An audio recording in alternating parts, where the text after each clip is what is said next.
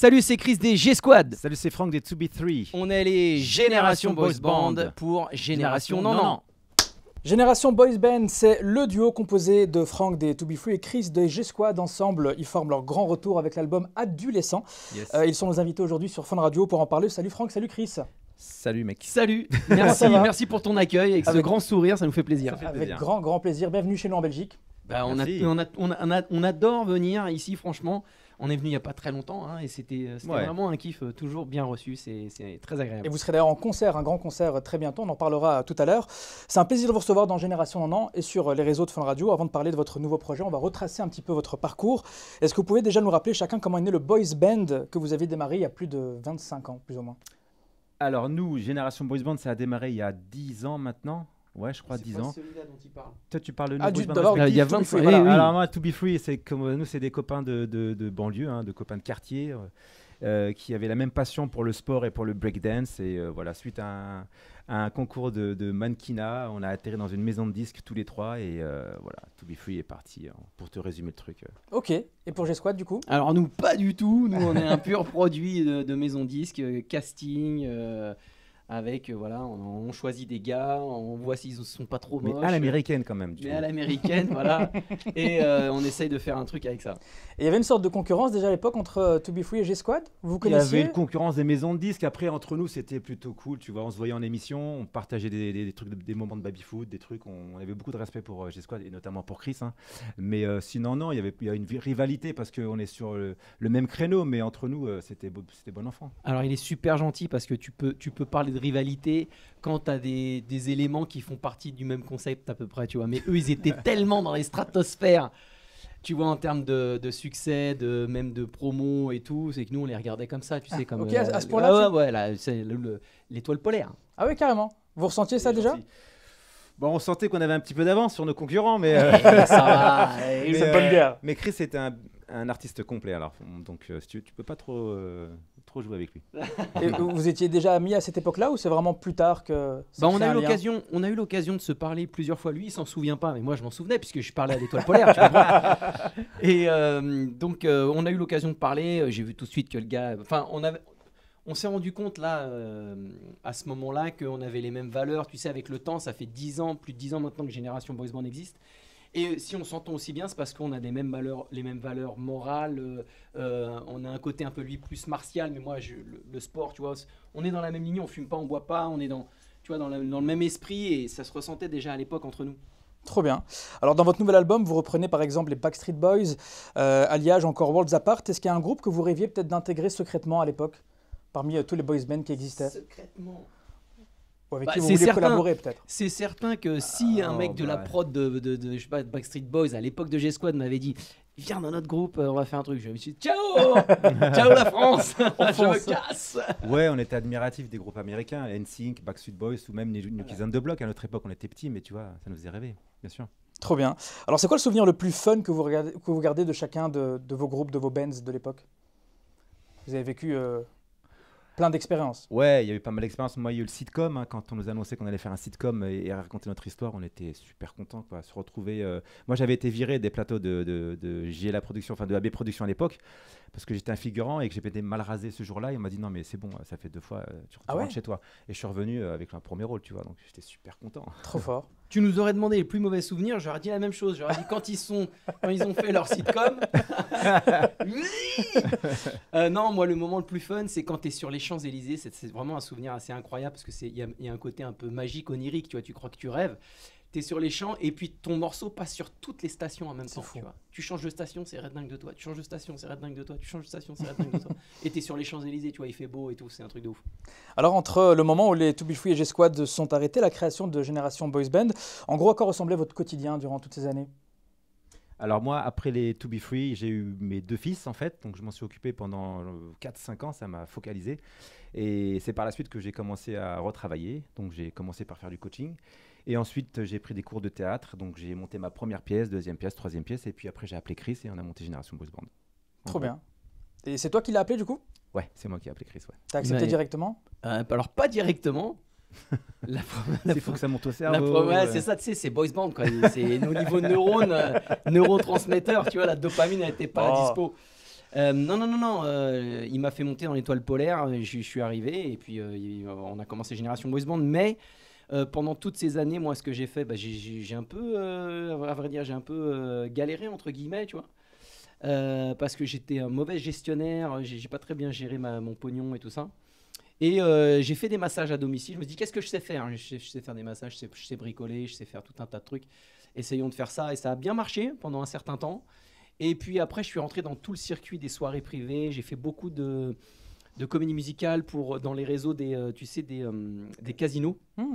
Donc c'est privé, alors on entend parler de ça nulle part. Mais ça reste dans le domaine artistique. Ouais, c'est des grosses jauges, il y a des salles à 3000 personnes, tu vois, Wow. mais personne n'en entend parler, alors que c'est des trucs qui sont quand même très performants, tu vois. Du coup, tu as progressé en chant. Du coup, j'ai eu grave progressé, j'ai tout appris là. Trop bien. Tu le disais, tu étais comédien, on t'a vu aussi sur le petit écran, sur le grand écran, donc Oui. tu as quand même continué ta carrière. Il n'y a pas eu d'arrêt dans ta carrière Si, il y a eu un arrêt. Il y a eu un arrêt pendant après, pas mal de temps quand même. Hein. Ouais. De 2005 à 2011, Ok, en gros. Et après, j'ai fait du théâtre, mais le théâtre, c'est pas, tu vois, C'est vrai. c'est pas médiatisé C'est vrai. comme les films. Donc, j'ai quand même galéré au théâtre. J'ai joué une pièce 1500 fois que j'ai produite avec l'auteur au début. Après, elle a été reprise, mais on a ramé quand même. Hein. trop bien. Alors d'ailleurs, votre histoire a inspiré Amazon Prime Video, qui a créé une série un peu romancée sur l'aventure des To Be Free. Alors comment c'est né ce projet? De Yael Langman, qui est la réalisatrice scénariste du projet.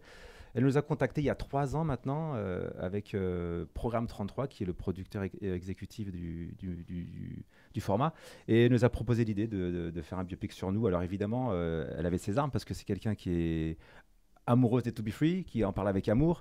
Donc nous, ça nous a charmés. C'est une approche très intelligente. On a suivi l'expérience tout au long de l'aventure. On a été donc consultant avec Adèle sur la série depuis maintenant 3 ans. Ça a été tourné pendant 5 mois, d'octobre à février. Et là, c'est en montage jusqu'au mois de juin. Donc ça sortira plus ou moins. Diffusion octobre 2026, je pense. 2025, pardon. Ok, donc Normalement. assez bientôt finalement. Ouais. Et donc, juste pour bien expliquer, c'est la déclinaison du premier opus de l'autre phénomène de société, donc Love Story. Donc c'est la suite de Ouais, Culte, c'est ça en fait, Prime, à la base, ça devait pas être Culte 2, ça devait juste être le biopic des To Be Free. Mais Prime s'en est emparé pour faire le Culte 2. Ok. C'était pas prévu au début, ça. Ah ok. Et il n'y aura pas de Culte 3 d'ailleurs, ça s'arrête à 2. Ok, intéressant. Votre nouvel album, lui, s'appelle Adolescent. C'est un nom qui est fort. Alors, c'est qui cet ado qui refuse de grandir en vous deux? Est-ce que vous sentez toujours un peu un boys band dans l'âme ou pas? la peucou qu'il a. Mais c'est nous tous. Non, mais c'est nous tous en réalité, l'ado qui veut pas vieillir. En réalité, qu'est-ce qui nous différencie de l'ado de notre jeunesse? C'est juste tout ce qui nous oblige à avoir voilà, des responsabilités d'adultes. Mais au final, quand on a payé toutes nos factures, qu'on a économisé de la thune et tout, qu'est-ce qu'on fait? On cherche à s'amuser, on part en vacances, on achète la bagnole qu'on veut, les gadgets qu'on veut, une PS5. On est tous des enfants en réalité. Moi, je crois plutôt qu'on est des enfants avec des costumes d'adultes que l'inverse en réalité. Tu penses pareil, Franck? Ouais, carrément. C'est lui qui a trouvé le nom Ouais, de bien sûr. l'album. Bah, tu sais, on est des gamins, nous. Hein. Tu sais, moi, je me sens vraiment responsable et papa quand je suis avec mes fils, quand je suis tout seul avec lui. J'ai l'impression que. Ouais, on fait avec To ses Be Free, fils, quoi. il fait des bruits de. Mais on est des gamins, quoi. Est-ce que tes fils, justement, se rendent compte de la popularité que vous avez eue à cette époque-là?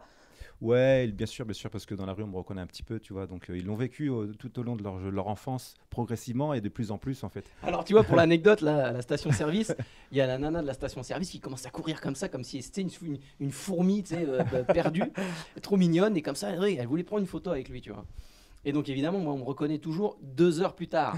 Donc, au moment où ils nous ont invités pour prendre un café, tu dis, oh, mais putain, mais c'est Chris des G-Squad, mais je n'y crois pas. Tu vois, il y a toujours ce décalage, c'est marrant. Trop fort. C'est quoi le plus dur pour vous? Est-ce que c'est de danser en synchro comme dans les années 90s ou plutôt de chanter les tubes mais en version acoustique? Parce qu'il n'y a pas de paillettes là, c'est vraiment du pur acoustique. Non, hein. bah, pour les chorégraphies, maintenant, Oh, c'est tu plus sais, ça facile fait longtemps maintenant. qu'on les fait. Maintenant, Ouais. c'est. Vous êtes rodés et puis vous êtes toujours en forme. Ouais, c'est rodé. On les a dans les jambes, quoi. Donc, c'est plus trop difficile. En revanche, Enfin, lui, il se casse la gueule souvent, tu peux le remarquer. En revanche, le côté acoustique, ouais, il faut vraiment moi perso, il faut vraiment que je me concentre sur la manière de chanter parce que les voix sont mises en avant. Et ouais, ça demande une réflexion supplémentaire pour moi, ouais, que de danser et Non, mais chanter. moi aussi, lui, il fait genre. Non, mais c'est dur. Hein, c'est Ouais, dur. ouais, j'imagine. Ouais. Et comment vous avez choisi les morceaux que vous reprenez d'ailleurs? On s'est fait plaisir. Ouais, voilà, on a Ouais, voulu vraiment. prendre les morceaux qui nous plaisaient en fait. En gros.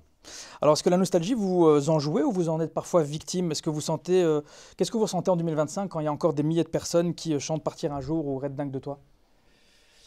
Je pense qu'on est très sincèrement tous nostalgiques d'une certaine époque qui tourne autour des années 90, même les plus jeunes qui n'ont pas spécialement vécu cette époque, ils voient leurs parents qui ont vécu un truc de fou, ils se disent mais attends, ça avait l'air vachement mieux en fait, hein, qu'est-ce qui se passe?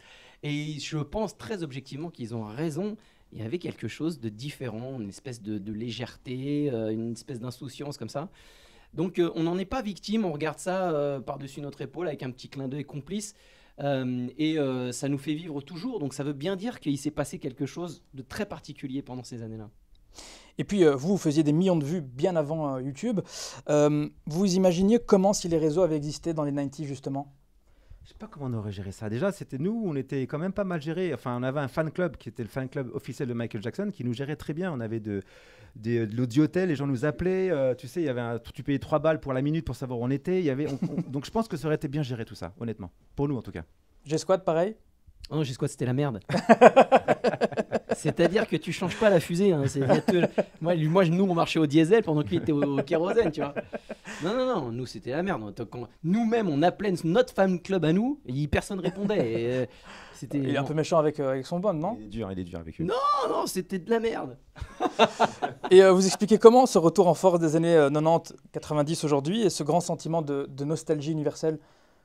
Tout simplement, comme tu l'as dit, hein, la nostalgie, les gens ont besoin de revivre des choses qu'ils ressentaient lorsqu'ils étaient étudiants, quand il n'y avait pas de responsabilité, quand la vie était plus cool, moins chère aussi, et qu'il y avait moins de soucis, quoi. Donc là, on a besoin de prendre du temps pour se faire plaisir et venir à des concerts de Génération Boys Band, c'est que du plaisir. Ça nous ramène à notre adolescence, tu vois, pour certains, et pour même étudiants, pour certains aussi. Ça ramène un peu de groove quand même, parce que tu as vu, le groove, il est quand même un peu barré, là. Ouais. Quand tu écoutes du G-Squad maintenant, tu vois, ou même les morceaux qu'on écoutait, même des boys bands, tu te dis, en fait, c'était vachement bien foutu, en réalité. Et comme vous l'avez dit, il y a même une nouvelle génération qui vous a découvert grâce au réseau, d'une certaine manière, ou grâce à leurs parents qui viennent aujourd'hui au concert. Ouais, c'est multigénérationnel. Tu as la grand-mère, tu as la fille de l'époque et qui a eu des enfants. Donc, tu as toute la famille devant. La fille qui regarde sa mère, mais qu'est-ce qui se passe? Pourquoi elle fait des bonds de 3 mètres de haut?